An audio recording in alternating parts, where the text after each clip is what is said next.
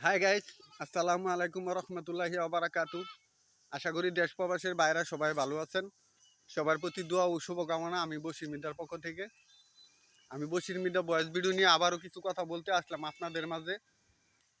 কথাগুলি হলো আমাদের পুরুষ জাতিকে নিয়ে কথাগুলি বলতে হলো আমাদের পুরুষ জাতি তারা এখন জঘন্য জানোয়ারে পরিণত হয়েছে।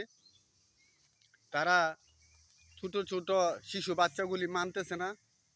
তারা ছোট ছোট শিশু বাচ্চাদেরকে দর্শন করতেছে।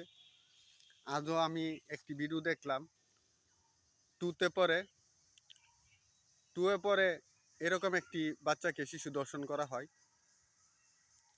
দেখে আমার অনেক খারাপ লাগে। তাই কথাগুলি বলতে আসলাম আমাদের পুরুষ জাতি যে কত জঘন্য জানোয়ারে পরিণত হয়েছে, তাই কথাগুলি বলতে আসলাম। পুরুষ জাতিকে কিছু কথা বলতে চাই।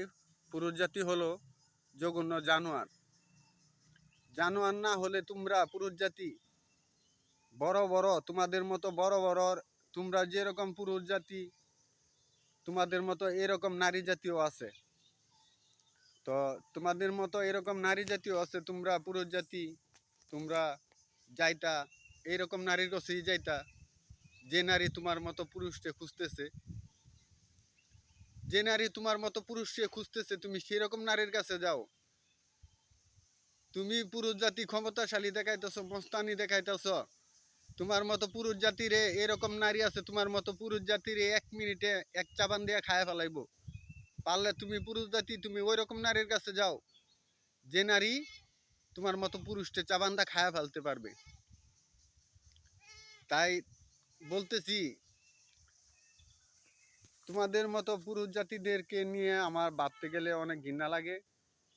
কারণ তোমরা শিশু বাচ্চা, যারা অবুঝ শিশু, মাসুম বাচ্চা, ফেরেস্তা মানুষ এই দুনিয়াতে আছে, তারা দুনিয়ার কিছুই দেখে নাই, কিছু বুঝে নাই। সেই বাচ্চাগুলিদেরকে তোমরা দর্শন করতেছো। এগুলি দেখে শুনে আমার কাছে খুব খারাপ লাগলো, তাই আমি ভিডিওটা বানাইলাম।